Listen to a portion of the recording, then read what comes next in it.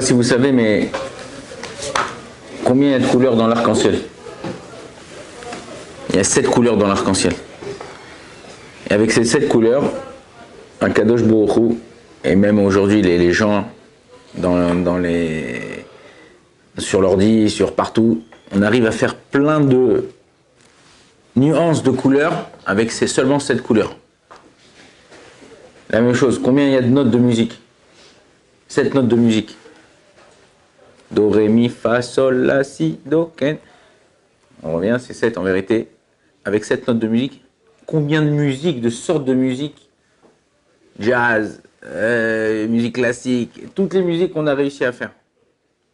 Combien il y a de lettres dans l'alphabet, en hébreu, en tout cas dans l'alphabet hébraïque? 22 lettres, sans compter les lettres sophites, les dernières lettres de chaque mot, qui en vérité sont les mêmes. Et avec ça qu'on a pu écrire des centaines de milliers de livres. Toutes ces combinaisons. En vérité, Akadosh Baruch Hu ne te demande pas de faire des choses impossibles, mais il te demande de faire la combinaison gagnante pour toi-même. C'est-à-dire que chacun de nous, Akadosh Baruch Hu, il ne cherche pas, ouais, c'est le meilleur, c'est le truc, il a fait, il a retourné le monde, il a fait. Non. Fais le maximum de ce que tu peux faire. Et en vérité, souvent, nous, c'est la nature de l'homme. On se laisse des fois un peu aller. Malheureusement, lo aleinu, lo alechem. En Israël, la radio, c'est bien qu'aujourd'hui il y a les médias avec Internet, machin, tout ça. Aujourd'hui, la radio en Israël, je sais pas si c'est comme ça dans toutes les radios en France en tout cas, mais chaque heure, dans n'importe quelle radio religieuse, pas religieuse, il y a les infos. Et en ce moment, à chaque fois que tu allumes la radio, on entend encore des soldats qui sont tombés, encore des choses qui se sont passées, encore des machins. Mais nous, qu'est-ce qu'on fait? Je dis, oui, qu'est-ce que je peux faire? Alors, est-ce que tu crois que, parce que le matin, tu fais, après la tefila de Teilim ou Shabbat, quand vous faites Ptirat Ha'echal, on fait des Teilim pour la réussite de l'État d'Israël, pour la réussite des soldats, ça suffit? Est-ce que c'est ton maximum? En vérité, notre maximum, ça doit être le maximum qu'on doit faire, qu'on puisse faire. Dans la paracha, on apprend une chose. Il y a un parallélisme entre Yaakov et Yosef. Yaakov, c'est un homme, entre guillemets, qui a kiffé 17 ans de sa vie. Tout le reste, il a galéré avec Dina, avec Yosef, avec Lavan, avec Esav. Que des galères, des galères, des galères, des galères, des galères, des galères. Et Yosef, alors oui, c'est vrai qu'il a galéré pendant 22 ans, quand il était en Égypte au début, mais après, c'était un roi, c'était un patron, Yosef. Et Yaakov, quand il a vu ça, il a dit, mais c'est pas possible. Est-ce que mon fils il va dans le même chemin que moi ou pas? Et le Zohar HaKadosh, il nous révèle un secret. Il nous dit comme ça, il y a des personnes qui grandissent, qui réparent leurs fautes, qui avancent grâce à des souffrances, des Issourim. Il y a des personnes qui grandissent, qui avancent, qui passent, grâce à quoi? À la tzedaka. Tzedaka, c'est pas que de l'argent, tu mets à la tzedaka, ou de l'argent que tu donnes aux pauvres, ou de l'argent que tu donnes aux kolélim. La tzedaka, c'est ce que tu fais avec ce que tu as et ce que tu es, avec les traits de caractère qu'Akadosh Baruch Hu t'a donné. Des fois, Akadosh Baruch Hu, il nous donne certaines choses. Et le Zohar, il dit, avec la tzedaka, tu fais exactement le même travail que tu pourrais faire avec les Issourim, avec les épreuves, avec les souffrances. Donc si je te mets sur une balance, je te dis voilà, qu'est-ce que tu préfères? Donner à tzedaka et pas avoir de souffrance? Ou avoir des souffrances et pas donner à tzedaka? Bien sûr, je préfère donner à tzedaka. Mais encore une fois, la tzedaka, c'est pas, comme je vous ai dit, c'est pas seulement donner de l'argent. Quand tu vois un type, tu lui tapes sur l'épaule, tu rigoles avec lui. Un petit mot gentil. Un petit mot gentil, ça coûte rien. Ça coûte rien. De dire à quelqu'un, oh, t'as une bonne humeur aujourd'hui. Dire à ta femme, oh, t'es jolie aujourd'hui. De dire à ton fils, Kol HaKavod, c'est bien, t'as bien avancé, les trucs. Même s'il a eu 7 sur 10 au Mifran, et toute la classe, elle a eu 10 sur 10, lui, il a fait son maximum. Ben, pour lui, c'est ce qu'Akadosh Baruch Hu, il attend. En vérité, c'est ça. On ne comprend pas que quand tu vas, par exemple, tu te déplaces. On voit beaucoup de personnes en ce moment, ils se déplacent dans les bases, ils vont voir des malades, ils vont dans les hôpitaux, ils vont dans les trucs.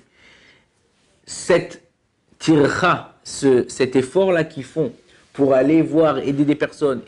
Et les gens, ils sont des fois dans l'hôpital, et ils attendent. Il y a personne qui vient, ils sont tout seuls. Et ils se tournent, et quand tu viens les voir, tu leur parles. Mais je la connais pas, je le connais pas, c'est pas grave. Quand tu vas voir des gens comme ça, tu leur remontes un peu le moral, tu leur parles. Fais attention, tout dépend avec qui tu traînes. Si tu traînes avec des gens bien, alors ils te tireront vers le bien. Si tu traînes avec des gens mal, même si tu es le meilleur des mecs, ils tireront dans le mauvais côté. Faire attention les fréquentations, faire attention avec qui on traîne. Si vous êtes à la yeshiva, même s'il y a des petits etc., des machins, des trucs, peu importe, chacun avec son...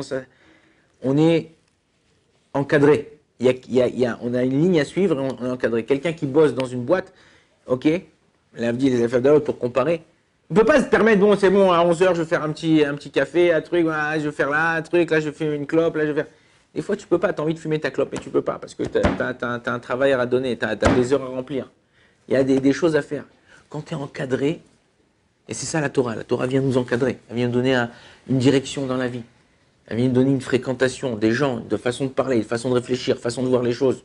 Bien qu'on a une façon de voir les choses chacun différemment, on est dans cette période-là où il faut ensemble créer et monter.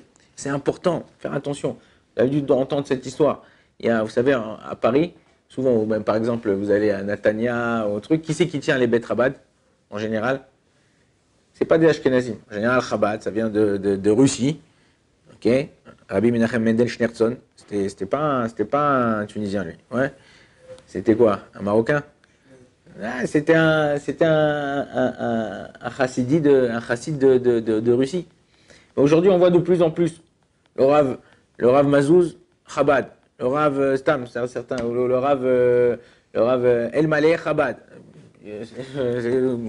Comment il est sorti du Maroc, celui-là, Chabad? En vérité, il faut savoir que chaque juif, il a un chemin ou quelque chose par lequel il est attiré. Il y avait comme ça, il a fait tchouva, c'est un Tunisien, bon thune. Il a fait tchouva et tout. Et bon, le vendredi, il allait voir sa mère pour voir comment faire kivud d'avaim, respect des parents. Et le vendredi, sa mère a dit, mon fils, tu veux pas rester là, on va voir, j'ai préparé Pkela pour Shabbat. Elle dit, non maman, aujourd'hui j'ai un Fabringen. Ouais? C'est quoi Fabringen? Non, c'est pas un michté. Fabringen, c'est une réunion chassidique. Où on parle de Torah, on parle de chassidout, fait les chaim. Elle dit, mon fils, Shmuada, qu'est-ce que c'est Fabringen? Elle dit, on parle de trucs. Il dit, mais pourquoi vous faites cette fête-là? Il dit, parce qu'aujourd'hui, le rabbi, il est sorti de prison. L'ancien rabbin, il est sorti de prison. Ah bon, d'accord, et tout. Un mois après, il va voir sa mère. J'ai fait mon fils, j'ai fait Mlouchia, tu veux pas rester ici et tout ça, et tout, on mangeait merguez et tout. Il dit, non, maman, aujourd'hui, il y a Fabringen. Il dit, Fabringen, encore un Fabringen? Elle lui dit, il dit, ouais, maman, qu'est-ce qu'il y a? Il dit, non, on a réussi à faire sortir les écrits du rabbi et tout ça qu'ils étaient pris, qu'ils avaient confisqués. Et là, elle dit, ah bon, d'accord, et tout. Un mois après, 3 mois après, il revient et tout. Il dit, mon fils, j'ai fait couscous boulette et tout, mange avec nous et tout. Il dit, non, maman, il y a Fabringen. Encore Fabringen. Il dit, qu'est-ce qui s'est passé maintenant? Il dit, non, ils ont fait re-rentrer le rabbi en prison.